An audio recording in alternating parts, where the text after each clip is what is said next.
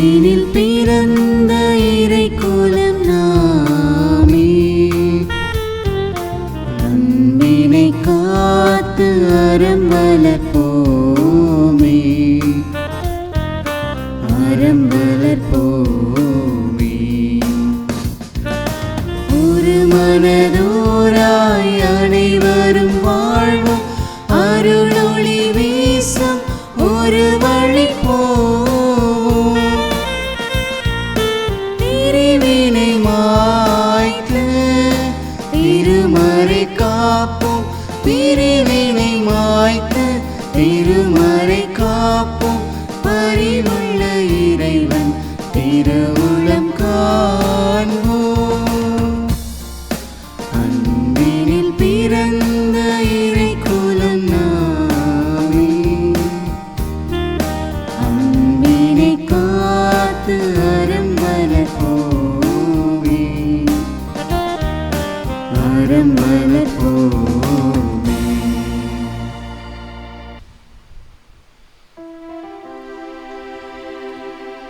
தந்தை மகன் தூயாவியாரின் பெயராலே ஆமென். நம் ஆண்டவராகிய இயேசு கிறிஸ்துவின் அருளும் கடவுளின் அன்பும் தூயாவியாரின் நட்புறவும் உங்கள் அனைவரோடும் இருப்பதாக. உம் ஆன்மாவோடும் இருப்பதாக. கடவுளே, உமது கோவிலின் நடுவில் நாங்கள் உமது இரக்கத்தை பெற்றுக்கொண்டோம்.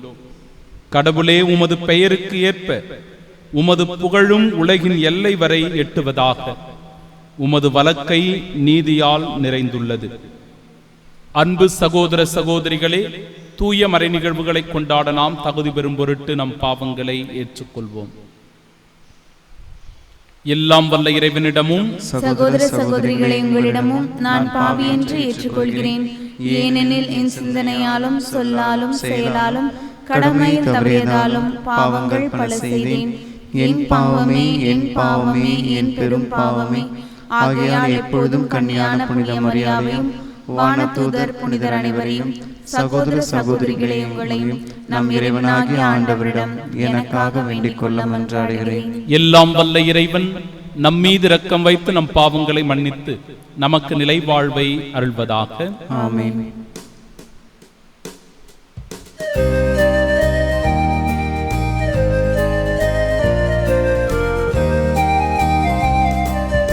ஆண்டவரே இரக்கமாயிரும், ஆண்டவரே இரக்கமாயிரும். கிறிஸ்துவே இரக்கமாயிரும், கிறிஸ்துவே இரக்கமாயிரும். ஆண்டவரே இரக்கமாயிரும், ஆண்டவரே இரக்கமாயிரும். மன்றாடுவோமாக. இறைவா, வீழ்ச்சி உற்ற உலகை உம் திருமகனின் தாழ்ச்சியினால் மீண்டும் நிலைநிறுத்தினீரே. அதனால் பாவத்தின் அடிமைத்தலையிலிருந்து நீர் விடுவித்த உம் நம்பிக்கையாளருக்கு புனித பேரின்பத்தை தந்து அவர்கள் என்றும் நிலையான மகிழ்ச்சி அடைந்திட அருள் புரிய வேண்டுமென்று எங்கள் ஆண்டவராகிய இயேசு கிறிஸ்து வழியாக உம்மை மன்றாடுகின்றோம். ஆமென். முதல் வாசகம். ஆண்டவரை தேடும் காலம் நெருங்கி வந்துவிட்டது. இறைவாக்கினர் ஒசேயா நூலிலிருந்து வாசகம். அதிகாரம் 10, இறைவார்த்தைகள் 1-3, 7-8 மற்றும் 12 முடிய. இஸ்ரேல் தலைத்து வளர்ந்த திராட்சை கொடி. அது மிகுதியான கனிகளை தனக்கே தாங்கி நிற்கின்றது. எவ்வளவு மிகுதியாக கனிகளை கொடுத்ததோ அவ்வளவு மிகுதியாய் பலிபீடங்களை அமைத்தது. எத்தகைய சிறப்புடன் நாடு செழிப்புற்றதோ அதற்கு இணையாய் சிலை தூண்கள் சிறப்பு பெற்றன. இருமனம் கொண்ட மக்களாகிய அவர்கள் தங்கள் குற்றத்திற்காக தண்டனை பெறுவார்கள். ஆண்டவர் அவர்களுடைய பலிபீடங்களை தகர்த்திடுவார், அவர்களுடைய சிலை தூண்களை நொறுக்கிடுவார். அப்போது அவர்கள், நமக்கு அரசன் இல்லை, ஆண்டவருக்கு நாம் அஞ்சி நடக்கவில்லை, அரசன் இருந்தாலும் நமக்கு என்ன செய்வான் என்பார்கள். சமாரியாவின் அரசன் நீர்மேல் குமிழிப்போல் அழிந்து போவான். இஸ்ரேலின் பாவமாகிய சிலை வழிபாட்டின் உயர்ந்த இடமெல்லாம் அழிக்கப்படும். முள்களும் முட்புதர்களும் அவற்றின் பலிபீடங்கள் மேல் வளரும். அப்போது அவர்கள் மலைகளை பார்த்து, எங்களை மூடிக்கொள்ளுங்கள், குன்றுகளை பார்த்து, எங்கள் மேல் விழுங்கள் என்று சொல்வார்கள். நீதியை நீங்கள் விதைத்து கொள்ளுங்கள், அன்பின் கனியை அறுவடை செய்யுங்கள், உங்கள் தரிசு நிலத்தை உழுது பண்படுத்துங்கள். ஏனெனில் ஆண்டவர் வந்து உங்கள் மேல் நேர்மையை பொழியுமாறு நீங்கள் அவரை தேடும் காலம் நெருங்கி வந்துவிட்டது. ஆண்டவரின் அருள்வாக்கு. இறைவனுக்கு நன்றி. பதிலுரை பாடல். ஆண்டவரது திருமுகத்தை இடையராது நாடுங்கள், ஆண்டவரது திருமுகத்தை இடையராது நாடுங்கள். அவருக்கு பாடல் பாடுங்கள், அவரை புகழ்ந்தேத்துங்கள், அவர் தம் வியத்தகு செயல்கள் அனைத்தையும் எடுத்துரையுங்கள், அவர் தம் திருப்பெயரை மாட்சிப்படுத்துங்கள். ஆண்டவரை தேடுவோரின் இதயம் அக்களிப்பதாக. பல்லவி. ஆண்டவரது திருமுகத்தை இடையராது நாடுங்கள். ஆண்டவரையும் அவரது ஆற்றலையும் தேடுங்கள், அவரது திருமுகத்தை இடையராது நாடுங்கள். அவர் செய்த வியத்தகு செயல்களை நினைவு கூறுங்கள், அவர் தம் அருஞ்செயல்களையும் அவரது வாய்மொழிந்த நீதி தீர்ப்புகளையும் நினைவில் கொள்ளுங்கள். பல்லவி. ஆண்டவரது திருமுகத்தை இடையராது நாடுங்கள். அவரின் ஊழியராம் ஆபிரகாமின் வழிபரபே, அவர் தேர்ந்து கொண்ட யாக்கோப்பின் பிள்ளைகளே, அவரே நம் கடவுளாகிய ஆண்டவர். அவரின் நீதி தீர்ப்புகள் உலகம் அனைத்திற்கும் உரியன. பல்லவி. ஆண்டவரது திருமுகத்தை இடையராது நாடுங்கள்.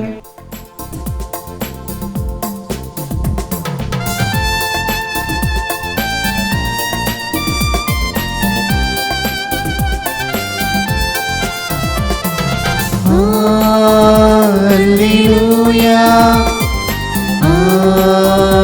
Alleluia, Alleluia, Alleluia,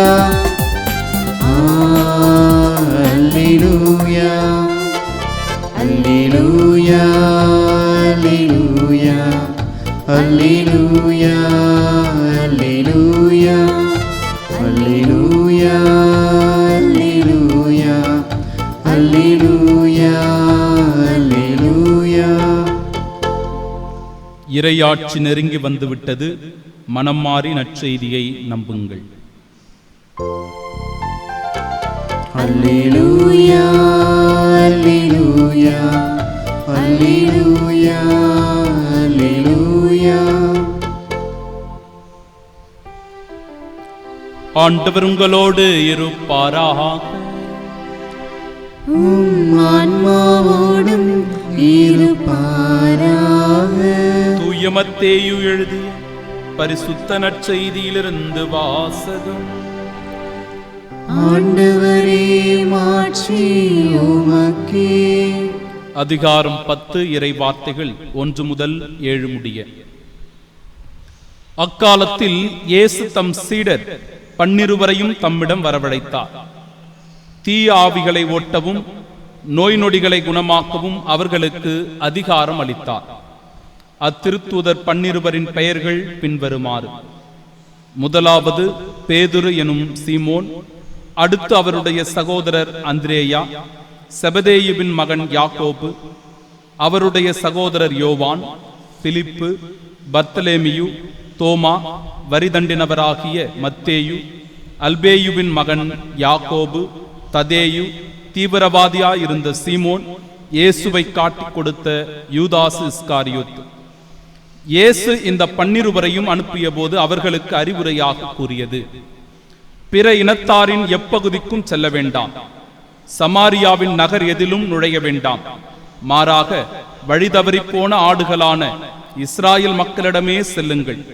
அப்படி செல்லும் போது விண்ணரசு நெருங்கி வந்துவிட்டது என பறைசாற்றுங்கள்.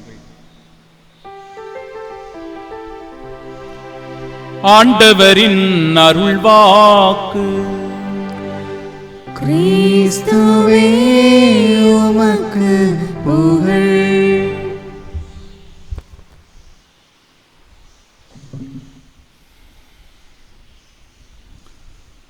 இறையேசுவில் அன்பார்ந்த சகோதர சகோதரிகளே, இன்றைய இறைவார்த்தையின் வழியாக நம் ஆண்டவர் இயேசு கிறிஸ்து 12 திருத்தூதர்களை நியமித்து அவர்களை இறை தொன்றாட்ட அழைப்பு கொடுக்கிறார். இந்த 12 திருத்தூதர்களை பற்றியும் அவர்கள் ஆற்றிய இறை தொண்டுகளை பற்றியும் இன்றைய நற்செய்தி அழகாக நமக்கு எடுத்து கூறுகிறது. 12 திருத்தூதர்களை பற்றி சிந்திக்கும் போது என் அன்பிற்குரியவர்களை பல்வேறு சிந்தனைகள் என்னுடைய உள்ளத்திலே தோன்றியது. இவற்றை உங்களோடு நான் பகிர்ந்து கொள்ளுகிறேன். இந்த 12 அப்போஸ்தலர்களை ஆண்டவர் இயேசு கிறிஸ்து தேர்ந்தெடுக்கும் போது எவருக்கும் என்ட்ரன்ஸ் எக்ஸாம் வைக்கவில்லை, எவருக்கும் சோதனையை வைக்கவில்லை, அவர்களுடைய வசதியை அவர் பார்க்கவில்லை, தொழிலை பார்க்கவில்லை, தகுதியை பார்க்கவில்லை, திறமையை பார்த்து அவர்களை தேர்ந்தெடுக்கவில்லை. இப்பொழுது இருக்கிற அரசர்களோ அல்லது ஆட்சியாளர்களோ அல்லது குருக்களோ எப்பேற்பட்டவர்களாக இருக்கிறார்கள் என்றால் திறமையினுடைய அடிப்படையில், தகுதியினுடைய அடிப்படையில் அறிவுடையவர்களா, ஞானிகளா, சிறந்தவர்களா, திறமைசாலிகளா என்பதை பார்த்துதான் அவர்களை தங்களுடைய சீடர்களாக அவர்கள் ஏற்றுக்கொள்கிறார்கள். பல கதைகள் உண்டு. குரு சீடன் என்று சொல்லப்படுகிற எல்லா கதைகளையும் நீங்கள் எடுத்து பார்த்தீர்கள் என்றால் உங்களுக்கு தெளிவாக ஒன்று விளங்கும். அறிவாளிகளை, சிறந்தவர்களை, வித்தியாசமாக புதுப்படைப்பாக சிந்திக்கிறவர்களை தான் அவர்கள் எல்லோரும் சீடர்களாக அழைத்திருப்பார்கள். ஆண்டவர் இயேசு கிறிஸ்து எப்பேற்பட்டவர்களை சீடர்களாக அழைத்திருக்கிறார் என்பதே அவருடைய தனித்துவத்தை இந்த இடத்தில் எடுத்து காட்டுவதாக அமைந்திருக்கிறது.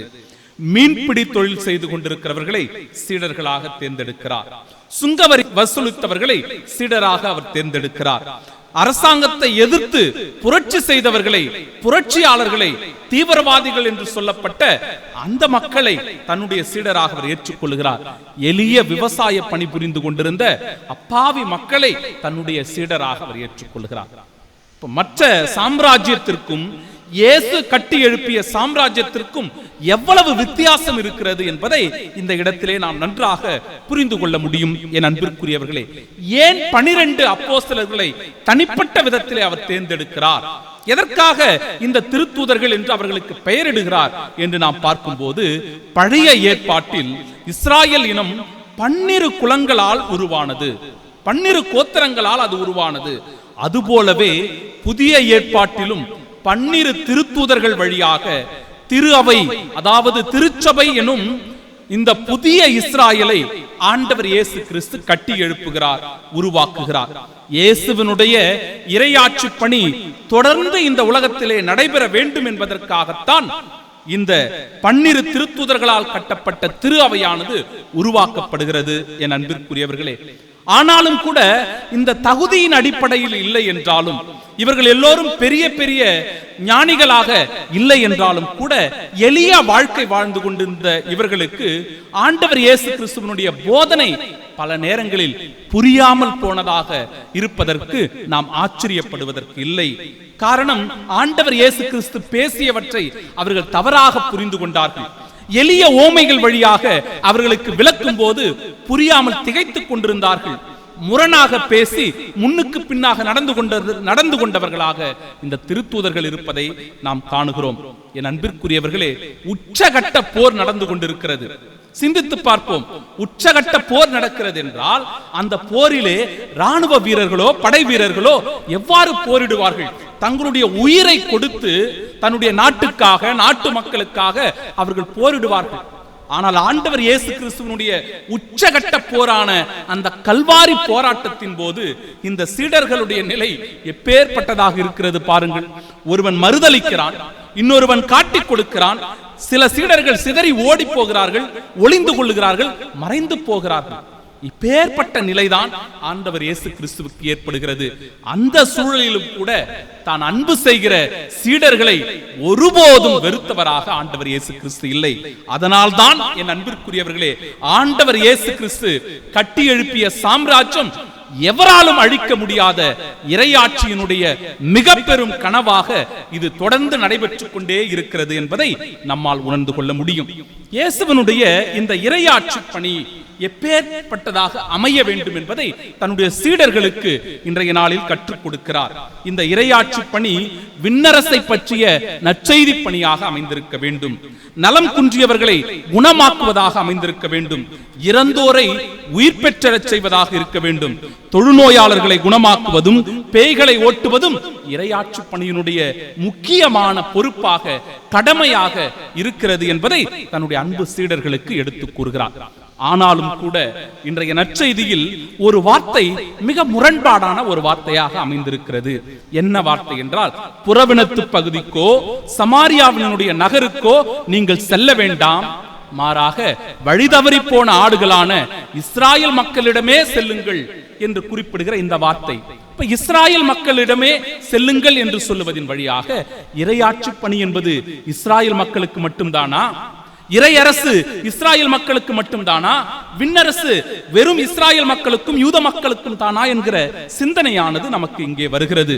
ஆனால் ஆண்டவர் இயேசு கிறிஸ்து ஒருபோதும் அப்படி குறிப்பிட்டு சொல்லவில்லை. மாறாக இந்த இறையாட்சியானது எல்லா உலகத்திற்கும் தான். ஆண்டவர் இயேசு கிறிஸ்துவினுடைய இரத்தமானது இந்த உலகத்தினுடைய மீட்புக்காகத்தான் என்பதை நாம் புரிந்து கொள்ள வேண்டும். அதனால்தான் உலகெங்கும் சென்று படைப்பிற்கெல்லாம் நற்செய்தியை அறிவியுங்கள் என்று சொல்லி தந்தை, மகன், தூய ஆவியாரின் பெயரால் திருமுழுக்கு கொடுங்கள் என்று சொல்லி தம் அன்பு சீடர்களை உயிர்ப்பின் மக்களாக அனுப்பிவிடுவதை நாம் காணுகிறோம். என் அன்பிற்குரியவர்களே, இந்த இடத்தில் இவ்வாறு குறிப்பிடுவதற்கான காரணம் என்ன என்பதை நாம் சிந்தித்து பார்க்கும் போது, யூத மக்களுக்காக எழுதப்பட்டதுதான் மத்தேயு நற்செய்தி. குறிப்பாக கடவுளினுடைய ஒரு திட்டத்தின்படி யூத மக்களுக்கே முதலில் மீட்பு என்கிற புரிதலானது இருக்கிறது. ஏன் அப்படிப்பட்ட புரிதல் இருக்கிறது என்றால், தொடக்க காலம் முதல் இயேசு கிறிஸ்துவினுடைய வருகை வரை இறைவாக்கினர்கள் அல்லது இறைவாக்குகள் எல்லாம் இஸ்ராயல் மக்களுடைய மீட்புக்காக, அவர்களுடைய நல்வாழ்விற்காக என்பதாக அமைந்திருந்தது. எனவே அந்த மக்கள் முதலில் மீட்படைய வேண்டும், அவர்களுடைய வாழ்வு மாற வேண்டும் என்பதையே மையமாக கொண்டு மத்தேயு இந்த நற்செய்தியை அடிப்படையில் தான் இந்த வார்த்தையானது கொடுக்கப்பட்டிருக்கிறது. ஒருவேளை அப்படிப்பட்டதாக இருந்திருக்கும் என்றால், இயேசுவினுடைய கல்வாரி மலையிலே ஆண்டவர் இயேசு கிறிஸ்து தன்னுடைய இரு கரங்களை விரித்துக் கொண்டிருக்கிற வேளையில், துடித்துக் கொண்டிருக்கிற வேளையில் பக்கத்தில் இருந்த கல்வன், இன்றைக்கே என்னுடைய வான்வீட்டிலே நீ பங்கு பெறுவாய் என்று ஆண்டவர் இயேசு கிறிஸ்து சொல்லி இருக்க வாய்ப்பே இல்லை.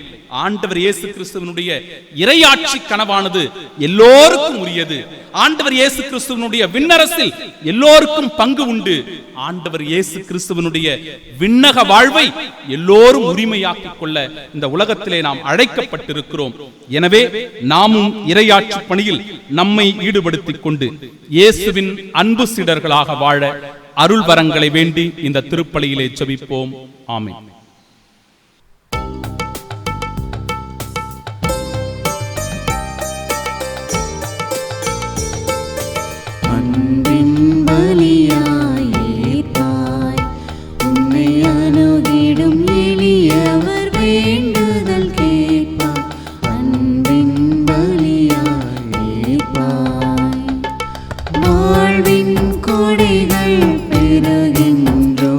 அருள் வள்ளலும்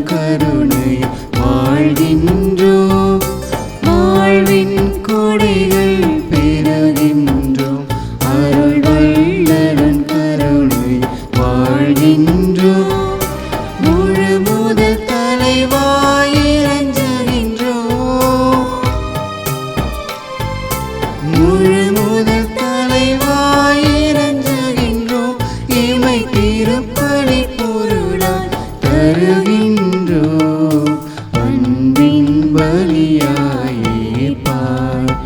உன்னை அணுகிடும் எளியவர் வேண்டுதல் கேட்பார். அன்பின் பலியாயிருப்பார். அன்புமிக்க சகோதர சகோதரிகளே, என்னுடையதும் உங்களுடையதுமான இப்பலி எல்லாம் வல்ல இறைவனுக்கு உகந்ததாகும்படி மன்றாடுங்கள். ஆண்டவர் தமது பெயரின் புகழ்ச்சிக்காகவும் மாட்சிக்காகவும் நமது நன்மைக்காகவும் புனித திரு அவை அனைத்தின் நலனுக்காகவும் உமது கையிலிருந்து இப்பலியை ஏற்றுக்கொள்வாராக. ஆண்டவரே, உமது பெயரின் மாட்சிக்காக நாங்கள் நேர்ந்தளிக்கும் இக்காணிக்கை எங்களை தூய்மைப்படுத்துவதாக. விண்ணக வாழ்வுக்கு உரிய நற்செயல் புரிவதில் நாங்கள் நாளுக்கு நாள் முன்னேறி செல்வோமாக. எங்கள் ஆண்டவராகிய இயேசு கிறிஸ்து வழியாக உம்மை மன்றாடுகின்றோம். ஆண்டவர் உங்களோடு இருப்பாராக. ஆன்மாவோடும் இருப்பாராக. இதயங்களை மேலே எழுப்புங்கள். ஆண்டவரிடம் எழுப்பியுள்ளோம். நம் இறைவனாகிய ஆண்டவருக்கு நன்றி கூறுவோம். அதே தகுதியும் நீதியும் ஆனதே.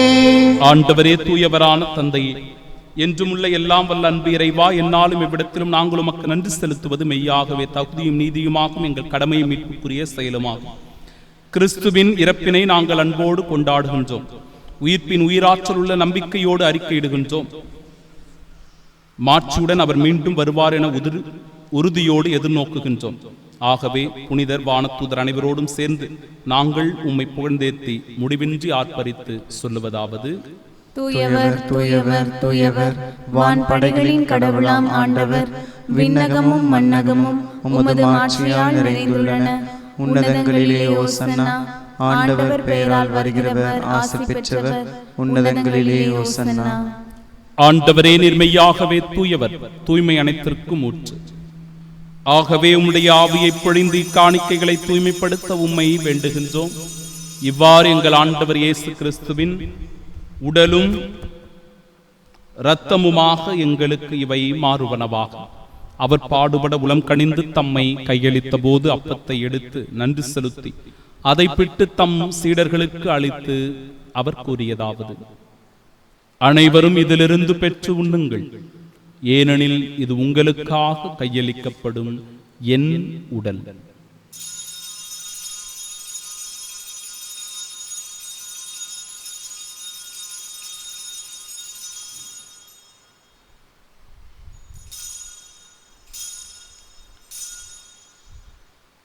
அவ்வண்ணமே இரவு விருந்தை அருந்தியபின் கிண்ணத்தையும் எடுத்து மீண்டும் உமக்கு நன்றி கூறி தம் சீடர்களுக்கு அளித்தவர் கூறியதாவது: அனைவரும் இதிலிருந்து பெற்று பருகுங்கள், ஏனெனில் இது புதிய நிலையான உடன்படிக்கைக்கு உரிய என் இரத்தத்தின் கிண்ணம். இது பாவ மன்னிப்பிற்கென்று உங்களுக்காகவும் பலருக்காகவும் சிந்தப்படும்.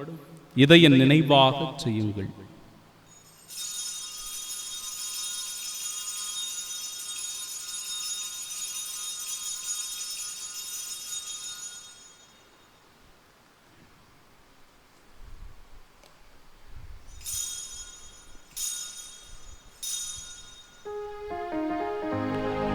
நம்பிக்கையின் மறைபொருள்.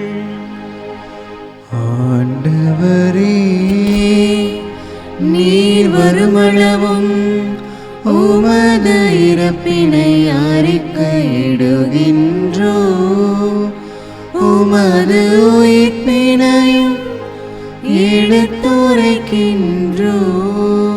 ஆகவே ஆண்டவரே, நாங்கள் கிறிஸ்துவின் இறப்பினையும் உயிர்ப்பினையும் நினைவு கூர்ந்து வாழ்வு தரும் அப்பத்தையும் எங்கள் வாழ்விற்கு மீட்பினை அளிக்கும் இக்கிண்ணத்தையும் கொடுக்கிறோம். திருமுன்னின்றும் குழியம் புரிய தகுந்தவர்களாக எங்களை ஏற்றுக்கொண்டு எனவே நமக்கு நன்றி செலுத்துகின்றோம். மேலும் கிறிஸ்துவின் உடலிலும் ரத்தத்திலும் பங்கு கொள்ளும் எங்களை தூய ஆவியார் ஒன்று சேர்க்க வேண்டும் என உம்மை தாழ்மையுடன் மன்றாடுகிறோம்.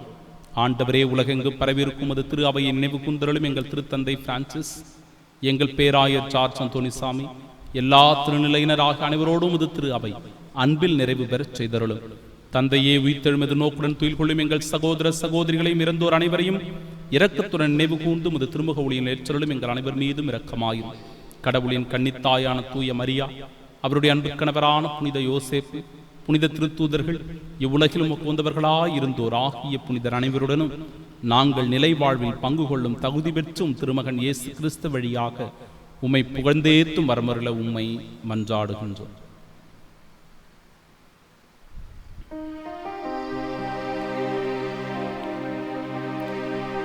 இவர் வழியாக இவரோடு இவரில் எல்லாம் வல்ல இறைவனாகிய தந்தையே தூயாவியாரின் ஒன்றிப்பில் எல்லா புகழும் ஆட்சியும் என்றென்றும் உமக்கு உரியதே. ஆமென், ஆமென், ஆமென்.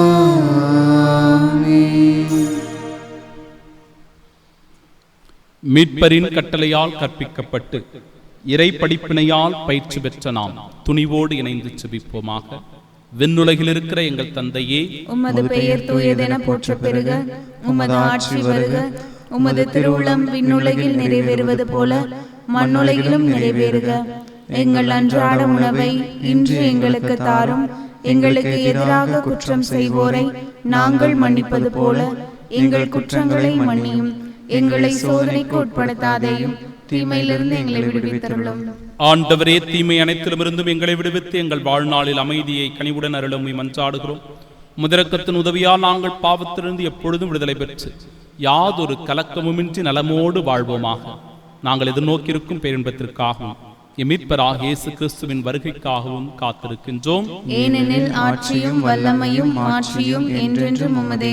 ஆண்டவரே இயேசு கிறிஸ்துவே, அமைதியை உங்களுக்கு விட்டுச் செல்கிறேன், என் அமைதியையே உங்களுக்கு அளிக்கிறேன் என்றும் திருத்தூதர்களுக்கு மொழிந்தீரே. எங்கள் பாவங்களை பாராமலும் உமது திரு அவையின் நம்பிக்கையை கண்ணோக்கி உமது திருவுளத்திற்கு ஏற்ப அதற்கு அமைதியும் ஒற்றுமையும் அளித்தருள்வீராக. என்றென்றும் வாழ்ந்து ஆட்சி செய்கின்றவர் நீரே. ஆமென். ஆண்டவருடைய அமைதி உங்கள் அனைவரோடும் என்றும் இருப்பதாக. உம் ஆன்மாவோடும் இருப்பதாக. நம் ஆண்டவர் இயேசு கிறிஸ்து தருகிற அமைதியை ஒருவர் மற்றவரோடு பகிர்ந்து கொள்வோம். சமாதானம்.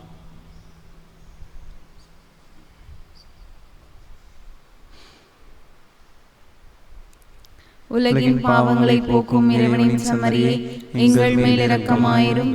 உலகின் பாவங்களை போக்கும் இறைவனின் செம்மறியே, எங்கள் மேல் இரக்கமாயிரும். உலகின் பாவங்களை போக்கும் இறைவனின் செம்மறியே, எங்களுக்கு அமைதி அளித்தருளும்.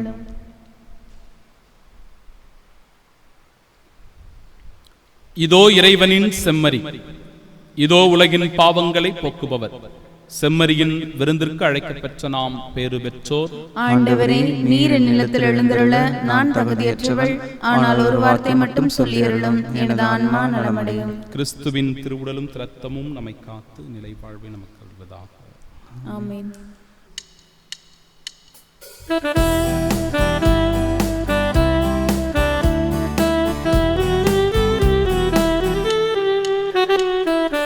என்னாயன் இயேசு என்னுள்ளம் தேடி வருகின்ற நேரம் இது. என் ஆன்மாவரை ஏற்றி போற்றி மகிழும் வேளை இது.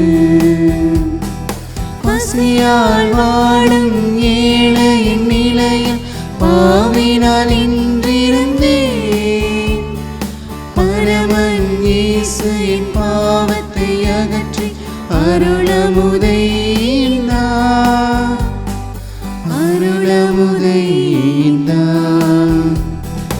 என்னாயன் இயேசு என்னுள்ளம் தேடி வருகின்ற நேரம் இது. என் ஆன்மாவரை ஏற்றி போற்றி மகிழும் வேளை இது. திருவிருந்துக்கு பின் ஜெபம். கிறிஸ்துவின் ஆன்மாவே என்னை புனிதமாக்கும், கிறிஸ்துவின் திருவுடலே என்னை மீட்டருளும், கிறிஸ்துவின் திரு ரத்தமே எனக்கு எழுச்சி ஊட்டும், கிறிஸ்துவின் விழாவின் தண்ணீரே என்னை கழுவிடுமே, கிறிஸ்துவின் பாடுகளே என்னை தேற்றிடுமே, ஓ நல்ல இயேசுவே, எனக்கு செவிசாயும், உம் திருக்காயங்களுக்குள் என்னை மறைத்தருளும், உம்மிடமிருந்து என்னை பிரிய விடாதேயும், தீய பகைவரிடமிருந்து என்னை காத்தருளும், எனது இறப்பின் வேளையில் என்னை அழைத்தருளும், உம்மிடம் வர எனக்கு கட்டளையிட்டருளும், புனிதர்களோடு எக்காலம் உம்மை புகழ செய்யும். ஆமென். ஆண்டவர் எத்துணை இனியவர் என்று சுவைத்து பாருங்கள். அவரில் நம்பிக்கை கொள்வோர் பேறு பெற்றோர். மன்றாடுவோமாக. ஆண்டவரே, மாண்புக்குரிய கொடைகளால் நிறைவு பெற்ற நாங்கள் உம்மை வேண்டுகின்றோம். அதனால் மீட்பளிக்கும் கொடைகளை நாங்கள் என்றும் பெற்றுக்கொள்ளவும் உம்மை இடையராது புகழ்ந்தேத்தவும் அருள் புரிவீராக. எங்கள் ஆண்டவராகிய இயேசு கிறிஸ்து வழியாக உம்மை மன்றாடுகின்றோம். ஆமென். ஆண்டவர் உங்களோடு இருப்பாராக. உம் ஆன்மாவோடும் இருப்பாராக. எல்லாம் வல்ல இறைவன் தந்தை, மகன், தூயாவியார் நம் அனைவரையும் ஆசீர்வதிப்பாராக. ஆமென். நம் ஆண்டவர் இயேசு கிறிஸ்துவின் இறையாட்சி கனவினை இந்த உலகத்தில் விதைக்க சென்று வாழுவோம். வாழ்வின் பலி தொடரட்டும்.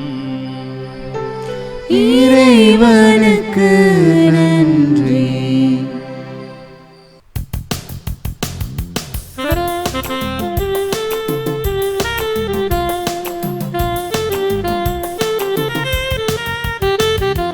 கன்னிதாயரின் பக்தனியல்லோ, உன்னதமாய் பெருமாட்சி உற்ற பாக்கியமே.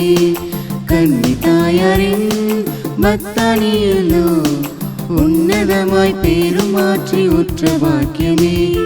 சென்னி மகுட முடிமுனைந்த மன்ன கோத்திர மாதவா, சென்னி மகுட முடிமுனைந்த மன்ன கோத்திர மாதவா, எங்கள் காவலா சூசை தந்தையின் மங்களங்கள் எங்கும் சொல்லி இங்கு பாடுவோம். மங்களங்கள் எங்கும் சொல்லி இங்கு பாடுவோம்.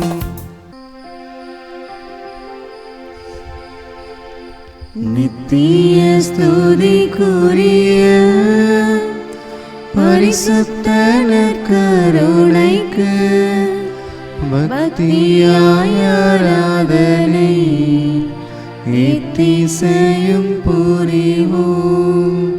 இயேசுவின் மதுரமான திரு இருதயமே, எங்கள் சிநேகமாயிரும். மரியாளின் மாசற்ற இருதயமே, எங்கள் இரட்சணியமாயிரும். சகல புனிதர்களே, எங்களுக்காக வேண்டிக் கொள்ளுங்கள். இரக்கத்தின் ஆண்டவரே, எங்கள் மேல் இரக்கமாயிரும். நற்கருணை நாதரே, எங்களோடு தங்கும் ஆண்டவரே, அச்சிஷ்ட சிலுவை அடையாளத்தினாலே எங்கள் சத்துருக்களும் இருந்து எங்களை ரட்சித்துக் கொள்ளும். எங்கள் சர்வேஸ்வரா, பிதா, சுதன், பரிசுத்த ஆவியின் பேராலே ஆமென்.